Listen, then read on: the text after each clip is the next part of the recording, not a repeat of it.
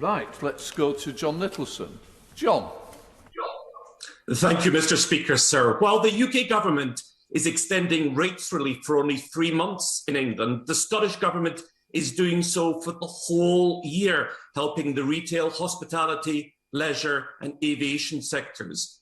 But the Scottish government wants to go further. So, will the Minister support Scottish businesses by calling for the full devolution of financial powers to Scotland? Minister.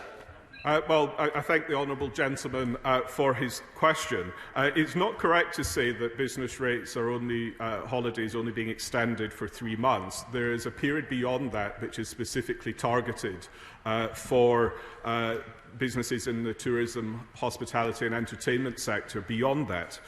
In addition, for England, there are substantial restart grants available, money for which is barnetised to the Scottish Government, and they are able to spend that as they see fit. Right, we are now coming to questions to the Prime Minister. I will first call the Prime Minister to answer the engagements question. I will then call Daisy Cooper to ask her supplementary. Prime Minister.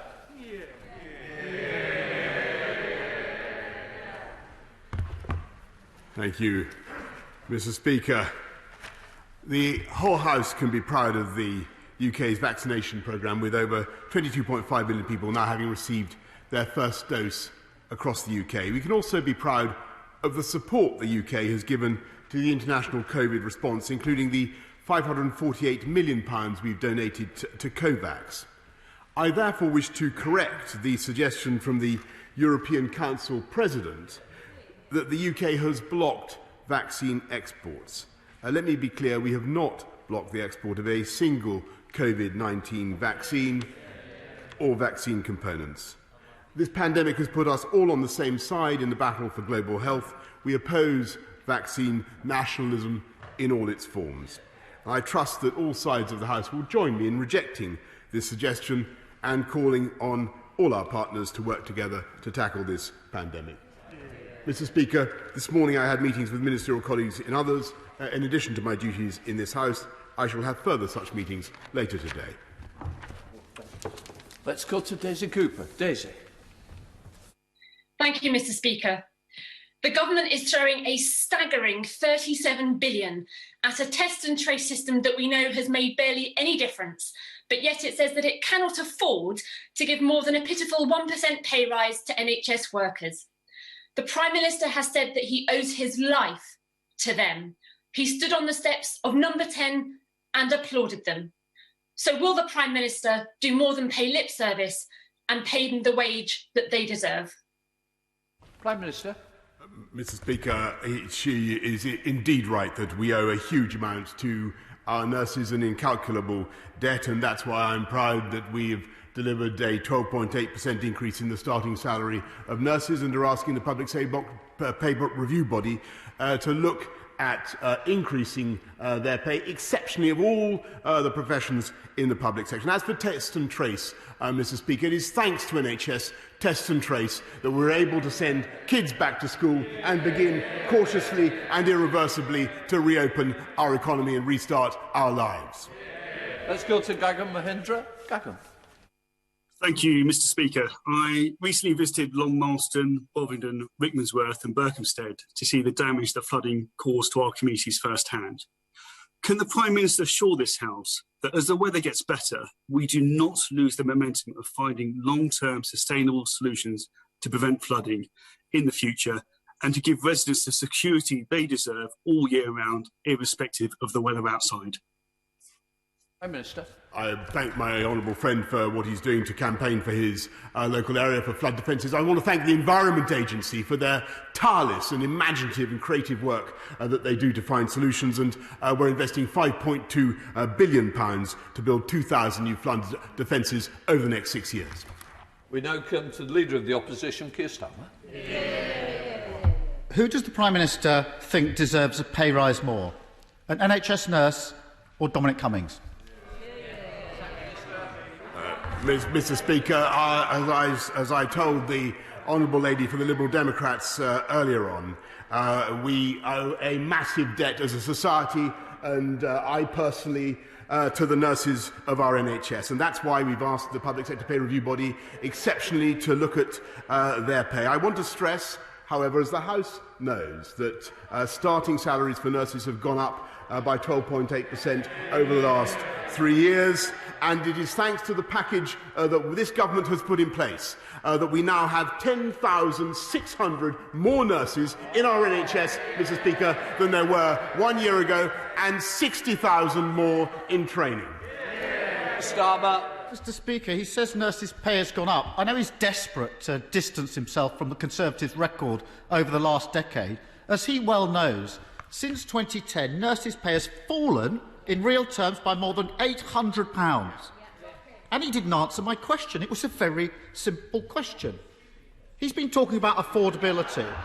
He could afford to give Dominic Cummings a 40% pay rise. He could afford that. Now he's asking NHS nurses to take a real-term pay cut. How on earth does he justify that? Mr. Speaker, as I repeat the point that I have made, I believe that we all owe a massive debt to our nurses, indeed all our healthcare workers and our social care workers. And one of the things that they tell me when I go to hospitals, Mr. Speaker, as I know the right honourable gentleman does, is that in addition to pay, one of their top concerns is to have more colleagues on the wards to help them with the undoubted stress and strains of the pandemic, and that's why we provided another £5,000 in bursaries for nurses, another £3,000 to help them with particular costs of training and with childcare, Mr. Speaker. And it's because of that package that this year, I believe, we're seeing another 34% increase in applications for nurses, and we are on target. This government of this party of the NHS is on target to deliver 50,000 more nurses in our NHS, Mr. Speaker. Keir Starmer. Mr. Speaker, he talks about recruitment. There are currently 40,000 nursing vacancies, 40,000 and 7,000 doctors' vacancies. How on earth does he think a pay cut is going to help solve that? And frankly, I'd take the Prime Minister a bit more seriously if he hadn't spent £2.6 million of taxpayers' money on a Downing Street TV studio or £200,000 on new wallpaper for his flat. Mr. Speaker, they say charity starts at home, but I think the Prime Minister's taking a bit too literally. Let me try something very simple. Does the Prime Minister accept that NHS staff will be hundreds of pounds worse off a year because of last week's budget? No, Mr. Speaker, because, and of course we will look at what the independent peer review body has to say exceptionally about the nursing profession, whom we particularly value. But what he should also know, and which he should reflect to the House, is that under this government we not only began by a record increase in NHS funding of, I think, £33.9 billion, but because of the pandemic, we put another £63 billion into supporting our NHS, Mr. Speaker, on top of the £140 billion of in-year spending. And it's because of this government that in 1 year alone, Mr. Speaker, there are another 49,000 people working in our NHS. And that, I think, is something that is of massive benefit, not just to patients, but to hard-pressed nurses as well. Keir Starmer. Mr. Speaker, my mum was a nurse. My sister was a nurse. My wife works in the NHS. I know what it means to work for the NHS. When I clap for carers, I meant it. He clapped for carers, then he shut the door in their face at the first opportunity. And the more you look at the Prime Minister's decision, the worse it gets. Because it's not just a pay cut, it's a broken promise too. Time and time again, he said that the NHS wouldn't pay the price for this pandemic. 2 years ago, he made a promise to the NHS. Here in black and white, his document, it commits to a minimum pay rise of 2.1%. It's been budgeted for and now it's being taken away. He shakes his head. His MPs voted for it. So why, after everything the NHS has done for us, is he now breaking promise after promise? Prime Minister.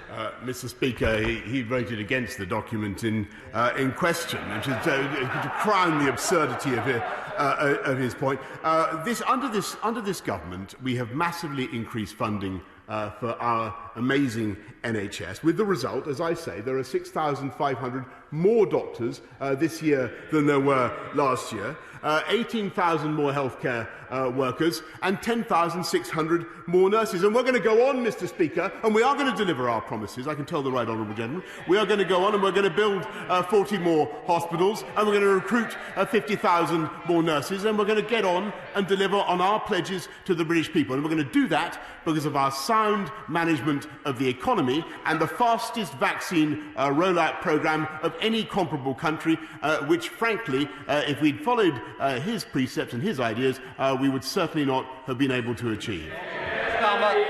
He says he voted for it, he did. And now he's ripped it up. 2.1% ripped up.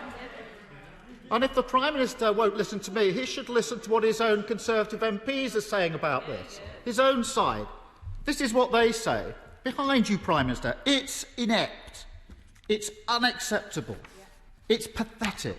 These are Conservative MPs about the Prime Minister's pay cut for nurses. And that's before his answers today. Another of MPs said this, Mr. Speaker, and this is perhaps the most telling of all the comments. This MP said, sitting behind him, the public just hear 1% and they think how mean we are. Mr. Speaker, even his own MPs know he's got this wrong. Why is he going ahead with it? Prime Minister. Mr. Speaker, what the public know is that we're increasing starting pay for nurses by 12.8% over the last 3 years. They know that this government, in the last year, has put another £5,000 bursary into the pockets of nurses because we support them, and as well as the 3,000 extra for training. And of course, it's very, very important that the Public Sector Pay Review body should come back with its proposals, and we will, of course, study them. But as I say, it is thanks to the investment made by this government that there are 49,000 more people in the NHS this year than last year, 10,600 more nurses helping to relieve the burden on our hard-pressed nurses. That is what this government is investing in. Keir Starmer. Speaker, he says, we support them, we'll reward them. He's cutting their pay.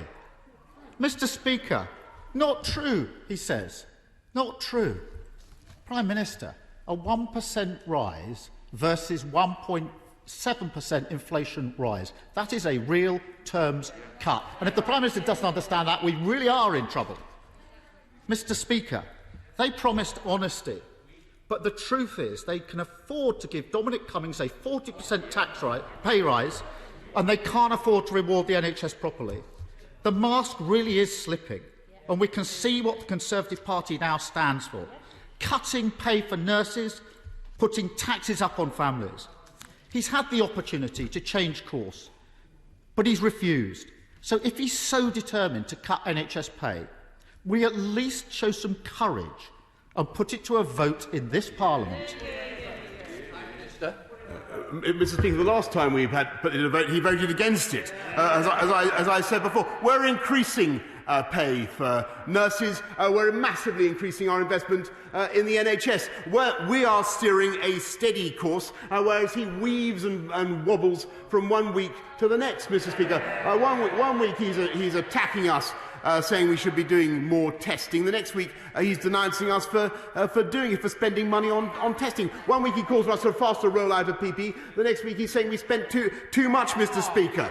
He's got to make his mind. One week he calls for a faster vaccination rollout when he actually voted, although he claims to have forgotten it, to stay in the European Medicines Agency. Perhaps he'd like to confirm that he voted to stay in the European Medicines Agency, Mr. Speaker, which would have made that vaccine rollout impossible. We vaccinate, we get on with delivering for the people of this country. We vaccinate, he vacillates, Mr. Speaker, and that's the difference. Thank you, Mr. Speaker. The incredible success of our vaccination programme, for which the Prime Minister and this government deserve immense credit, now means that tourism businesses in Blackpool can look forward to a successful summer season when the economy reopens.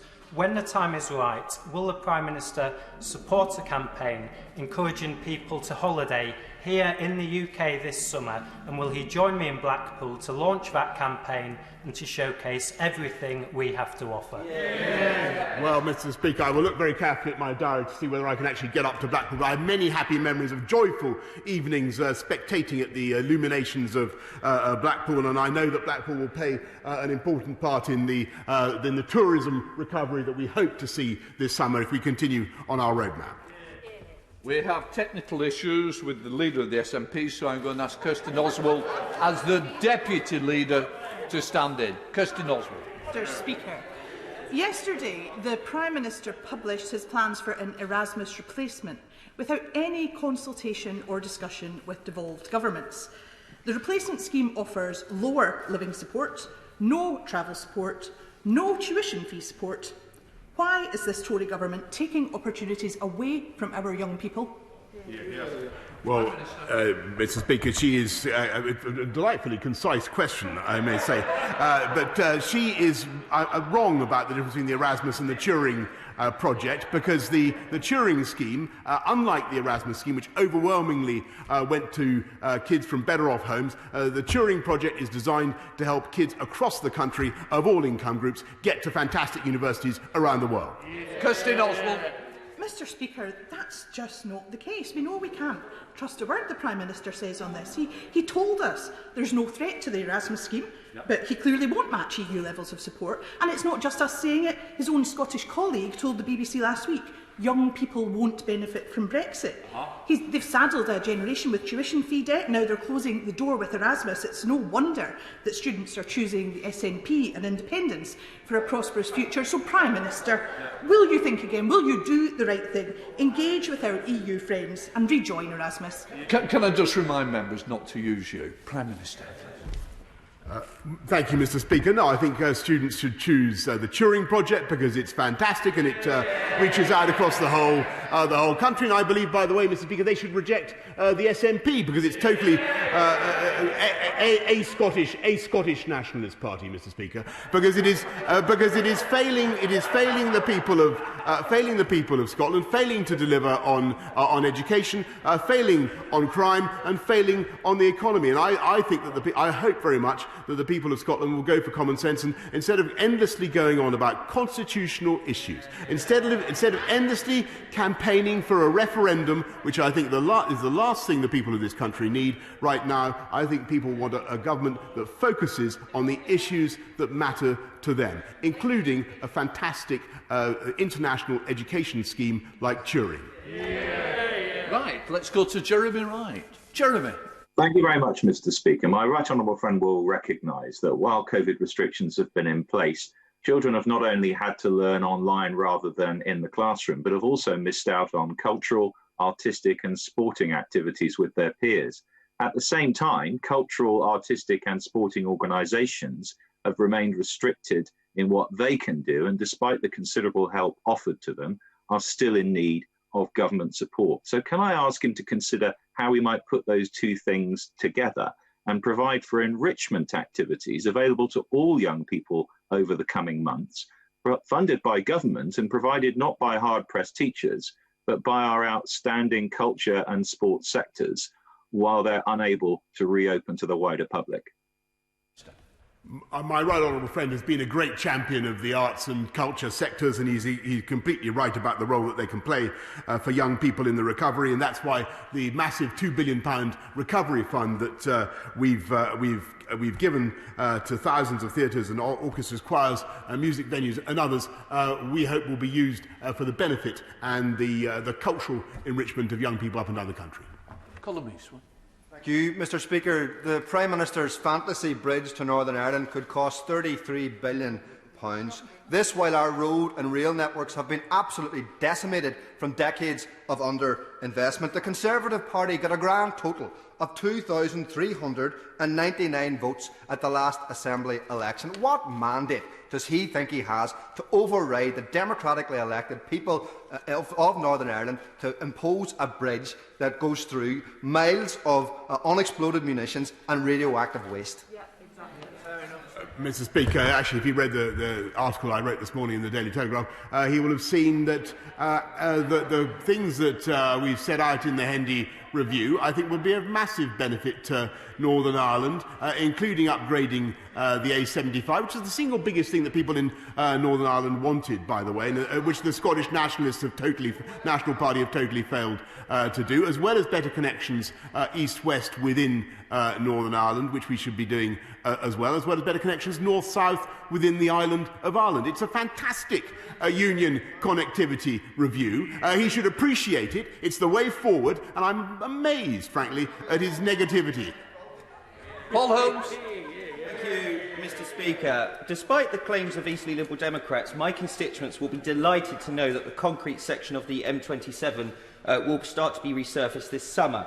Does the Prime Minister agree that this shows that it is Conservative governments that invest in infrastructure, and that if elected in May, Conservative candidates like Jerry Hall will deliver for the people of Eastleigh, Hedge End and West End? It's absolutely true, Mr. Speaker. It is Conservative governments who invest in it. It is Conservative government that's putting £640 billion into an infrastructure revolution. And I congratulate Jerry Hall on what he's doing to resurface the road and to make it quieter. And I hope that he will be duly elected in May. David Linden. Thank you very much, Mr. Speaker. In extending the £20 uplift to universal credit, which we welcome at the beginning of the pandemic, the Prime Minister was clearly conceding that social security support in the UK is inadequate. So, whilst I welcome the fact it's been extended for 6 months, I'd like to see it being made permanent. But can you tell the House why, if it was so inadequate, why it wasn't extended to those on legacy benefits, such as disabled people? Mr. Speaker, throughout the pandemic, we've done whatever we can to look after people throughout the country, whether on benefits or those who have lost their jobs, sadly, because of the pandemic. And I'm very proud of what Universal Credit has been able to achieve. And I think that he should perhaps take it up with his friends in the Labour Party who actually want to abolish Universal Credit. We now go to Leah Nietzsche. Leah. Mr. Speaker, last week Grimsby celebrated the Chancellor's announcements of the Towns Fund and the Humber Freeport. And it's clear to the people of Grimsby that it's this government that is determined not to neglect the town like Labour predecessors. Our next challenge is to raise skills and education achievement in the town. Would the Prime Minister outline how people can take advantage of the new lifetime skills guarantee that is launching next month? Thank you. Well, Mr. Speaker, the fantastic thing about the Lifetime Skills Guarantee is that in very, very tough circumstances, with many people having, I'm afraid, inevitably to seek new jobs, to find ways of retraining, as will happen in a changing economy, it offers everybody, adults over 23, the opportunity, £3,000 on an A-level equivalent qualification. I think will be absolutely instrumental in helping young people beyond school age to retrain and get the jobs they need. The Lifetime Skills Guarantee. It's the first time it's been done, Mr. Speaker. Right, let's go to Claire Hanna. Claire. Thank you very much, Mr. Speaker. It takes some 16,000 dedicated nurses to staff Northern Ireland's health service, costing around £380 million per year. That's less than 2% of UK sales for just one internet giant, Amazon, whose revenues doubled during lockdown. What possible reason can the Prime Minister and his Chancellor, who both talked about the need to pay for this pandemic, have to not apply a modest windfall tax on those businesses who have benefited so much from the pandemic in order to properly pay those staff who have worked so hard to bring us through the pandemic? Actually, I think that she's making an important point about the discrepancy in the tax paid by some online businesses and some concrete businesses, and that's an issue which the Chancellor is trying to address in an equitable way, working with colleagues in the G7 and around the world. Let's go to Cheryl Murray. Cheryl. Thank you, Mr. Speaker. Mr. Speaker, we've seen the disgraceful way the EU have responded to UK fish exports. Part of the answer is for UK consumers to buy British fish.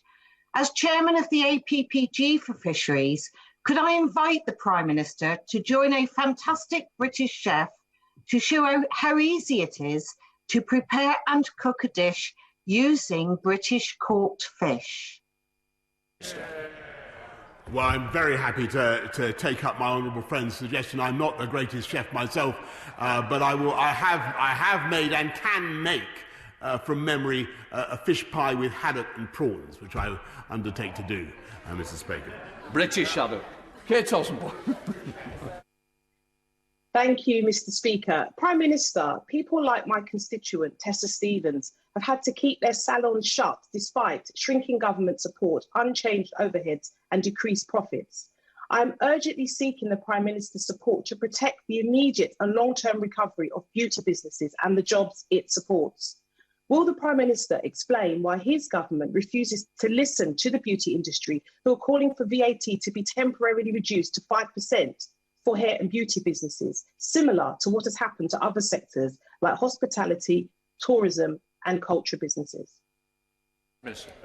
She's absolutely right in what she says about the importance of beauty businesses. They do an amazing job, and we want them to bounce back very strongly from the pandemic. And I want high street beauty salons to be opening up in the way that they were in the past, rather than people going around giving services at cutting hair at home. I think it's very important we revive high street salons, and that's why we are continuing with the cautious but irreversible roadmap out of this, which I think will enable a full recovery for the entire sector. But in the meantime, as she knows, the Chancellor has extended furlough and all the other provisions that are necessary.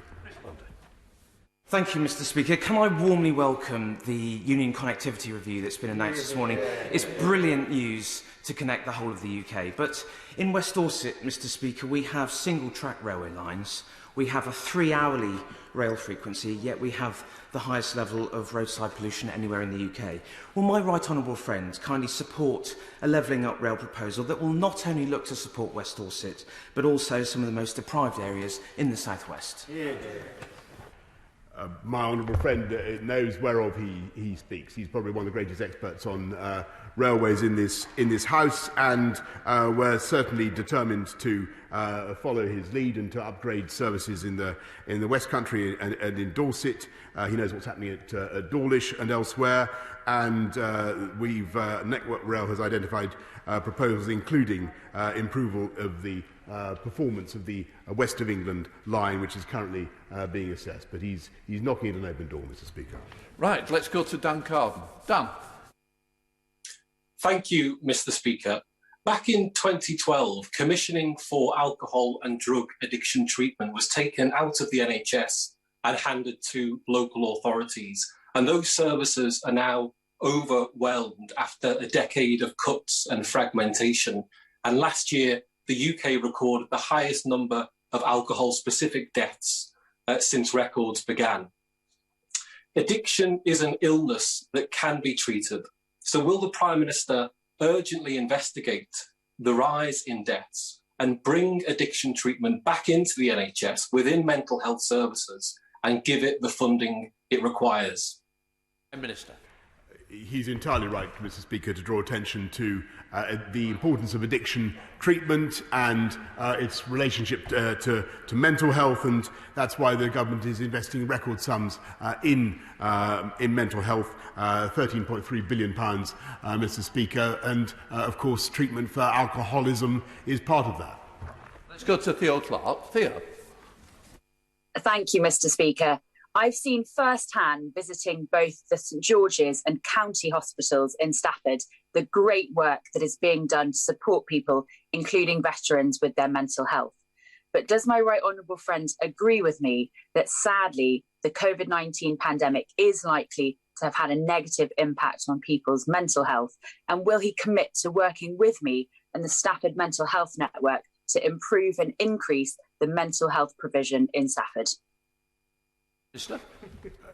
Yes, Mr. Speaker. I was certainly very happy to discuss that with my honourable friend, or make sure that she gets access to the relevant ministerial authority. But what we're doing, in addition to the £13.3 billion that I spoke of, we've been supporting mental health charities throughout the pandemic, and particularly focusing on the mental health needs of children and young people, which is why I appointed Dr. Alex George to be our youth mental health ambassador, Mr. Speaker.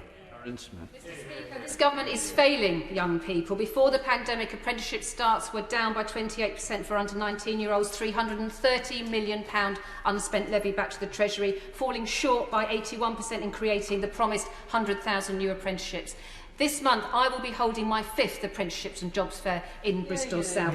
Will he join me in urging all young people to support that fair in Bristol South, but will he apologise to them for failing them so far?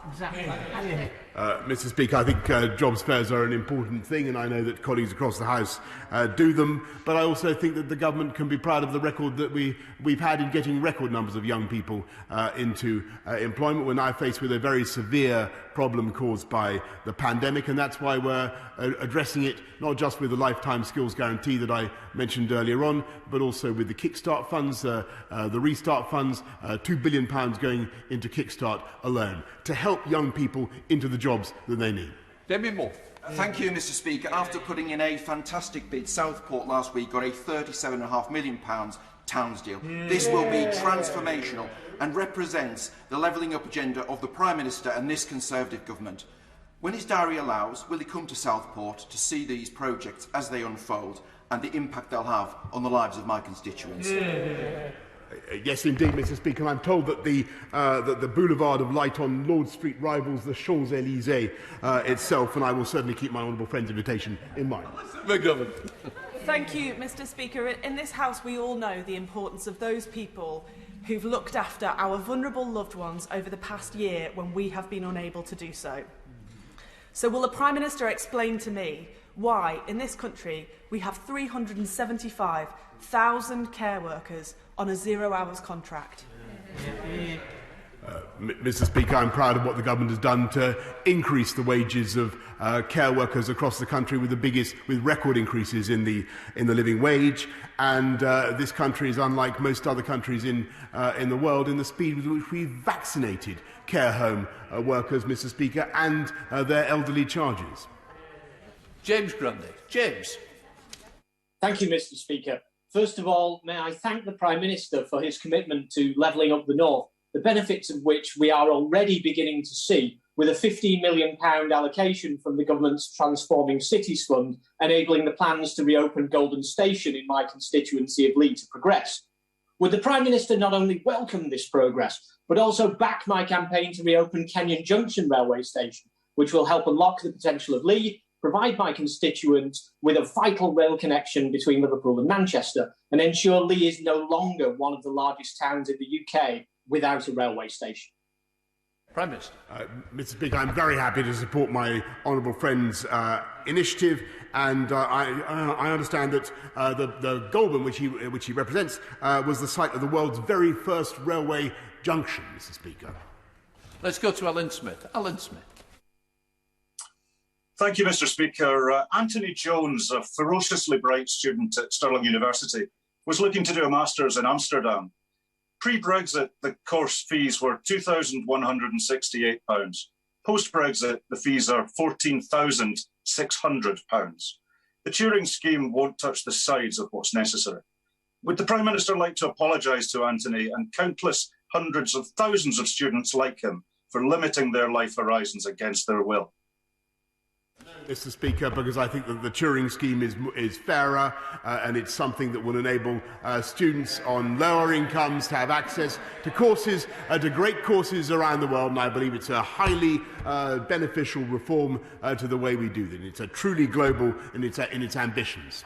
Thank you, Mr. Speaker. A new station at Mere and investing in Longton Station and also restoring the Stoke to Leek line. Will my right honourable friends, the Prime Minister, agree with me that investment from this government has the potential to reverse the beaching cuts, restore our local railways in Stoke-on-Trent and cement our position as one of the best places connected in the whole UK? Yes, I thank my honourable friend. I know he supported the bid for the reinstatement of the Stoke to Leek line. It's currently being assessed by the Department for Transport as one of the beaching reversals, which are so popular around the country and so right, and he can expect an outcome in the summer, Mr. Speaker. Let's go to Dan Jarvis. Dan. If the Prime Minister is serious about levelling up the country, does he honestly think that favouring the Chancellor's Richmondshire constituency over Barnsley for financial support is the best way to do it?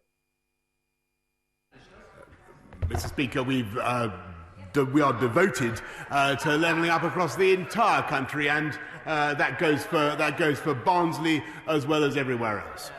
Let's go to Chris Grayling. Chris. Mr. Speaker, thank you. I know the Prime Minister shares my commitment to conservation around the world, and I'm sure in particular he agrees we have got to reverse the tide of deforestation. Will he ask ministers in DEFRA to look seriously at my proposals for a kite mark scheme for food products in the UK so consumers can see clearly whether or not the products they buy come from sustainable sources or whether they're coming from producers who are doing further damage to our environment? Prime Minister. Very happy to look at my right honourable friend's very interesting suggestion for a kite mark scheme. But in the meantime, this government is leading the world in tackling deforestation with a £3 billion investment being led across Whitehall. Is the point of order relevant to the Prime Minister's questions? It is indeed. Point of order. Thank you, Mr. Speaker. The Prime Minister, twice from that dispatch box, said that the Labour opposition voted against the NHS funding bill and the 2.1% increase for NHS staff. This is not the case. Indeed, in the debate, as Hansard will show, I was explicit that we would not be dividing the House. So can you, Mr. Speaker, use your good offices to get the Prime Minister to return to the House to correct the record? And do you agree, Mr. Speaker, that if the Prime Minister wants to cut nurses' pay, he should have the courage of his convictions to bring a vote back to the House? Can I just say, first of all, it's not a point of order. It is certainly a point of clarification. That part has been achieved, but I'm certainly not going to be drawn into a debate, as the Shadow Secretary of State well knows. I am now suspending the House for 3 minutes to enable the necessary arrangements for the next business made. Order.